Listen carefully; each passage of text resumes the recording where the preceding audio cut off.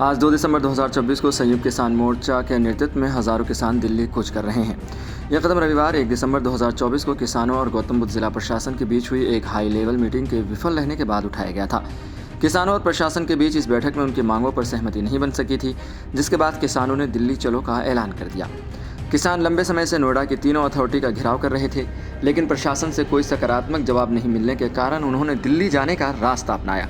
इसके बाद नोएडा और दिल्ली पुलिस दोनों अलर्ट मोड पर आ गए। नोएडा से लगे दिल्ली के सभी बॉर्डरों पर सुरक्षाकर्मी कर दी गई और कई किसान नेताओं को नज़रबंद भी कर दिया गया।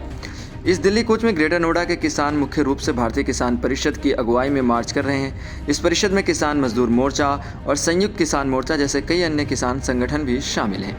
बीकेपी नेता सुखबीर खलीफा के नेतृत्व में पहला समूह आज दोपहर 12 बजे नोएडा के महामाया फ्लाईओवर से अपनी यात्रा शुरू कर रहा है। रविवार को संयुक्त किसान मोर्चा के पदाधिकारियों की नोएडा अथॉरिटी पुलिस और जिला प्रशासन के उच्च अधिकारियों के साथ बैठक हुई। ये बैठक यमुना प्राधिकरण के सभागार में करीब 3 घंटे तक चली, लेकिन वार्ता विफल रही। किसानों का कहना था कि अधिकारियों ने उनके सामने कोई ठोस आश्वासन नहीं दिया और उनकी मांगों को नज़रअंदाज कर दिया।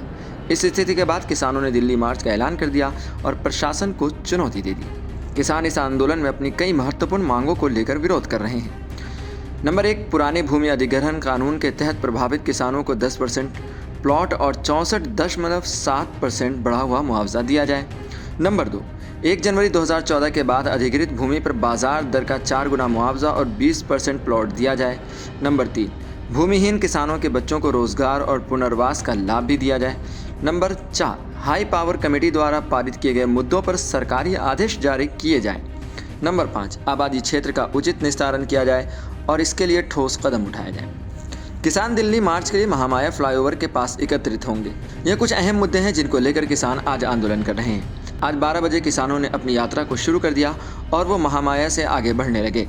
इस दौरान किसान पैदल और ट्रैक्टरों पर यात्रा कर रहे हैं। मार्च के दौरान किसानों का प्रदर्शन शांतिपूर्वक रहा, लेकिन उनकी मांगों को लेकर उनकी दृढ़ता स्पष्ट है।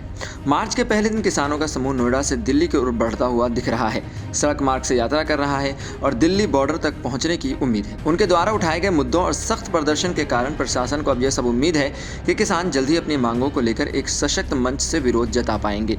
किसानों ने साफ किया है कि यह उनकी आखिरी चेतावनी है। वे सरकार से चाहते हैं कि उनके मुद्दों को सुलझाया जाए और भूमि अधिग्रहण के दौरान हुए अन्याय का समाधान किया जाए। किसानों का कहना है कि इस आंदोलन में न केवल किसानों का भविष्य बल्कि देश के लोकतंत्र की भी लड़ाई है। किसान नेताओं ने नागरिकों से अपील की है कि वे इस आंदोलन में उनका समर्थन करें ताकि सरकार पर दबाव डाला जा सके। उनका कहना है कि यह केवल किसानों का संघर्ष नहीं बल्कि पूरे देश का है, क्योंकि कृषि क्षेत्र देश की रीढ़ है। अब देखना यह है कि किसानों के इस प्रदर्शन के बाद सरकार किस तरह से कदम उठाती है और क्या इस आंदोलन का हल जल्दी निकाला जा सकेगा।